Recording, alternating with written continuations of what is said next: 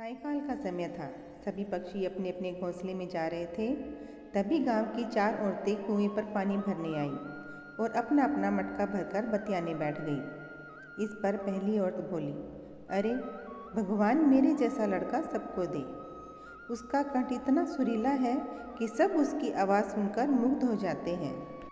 इस पर दूसरी औरत बोली कि मेरा लड़का इतना बलवान है कि सब उसे आज के युग का भीम कहते हैं। इस पर तीसरी औरत कहाँ चुप रहती।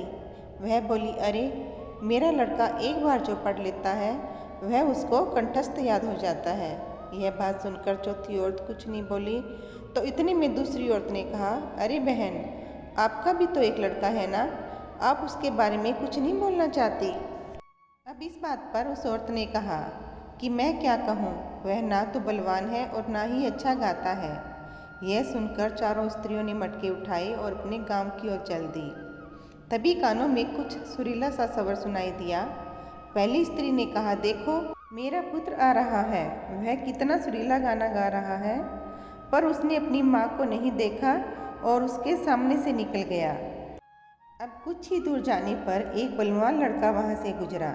उस पर दूसरी औरत ने कहा, देखो मेरा बलिष्ठ पुत्र आ रहा है।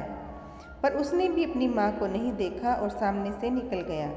तभी दूर मंत्रों की ध्वनि उनके कानों में पड़ी। तभी तीसरी औरत ने कहा, देखो मेरा बुद्धिमान पुत्र आ रहा है।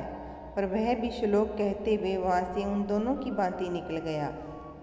तभी वहाँ से एक और लड़का निकला। वह उस चौथी स्त्री का पुत्र था। वह अपनी माता के पास आया और माता के सर पर से पानी का घड़ा ले लिया और गांव की ओर निकल पड़ा। यह देख तीनों स्त्रियां चकित रह गईं, मानो उनको सांप सूंघ गया हो। वे तीनों उसको आश्चर्य से देखने लगी। तभी वहाँ बैठी एक वृद्ध महिला ने कहा, देखो इसे कहते हैं सच्चा हीरा। उस वृद्ध महिला ने उन औरतों से कहा, सबसे पहला और सबसे बड़ा ज्ञान संस्कार होता है, जो किसी और से नहीं बल्कि स्वयं अपने माता पिता से प्राप्त होता है।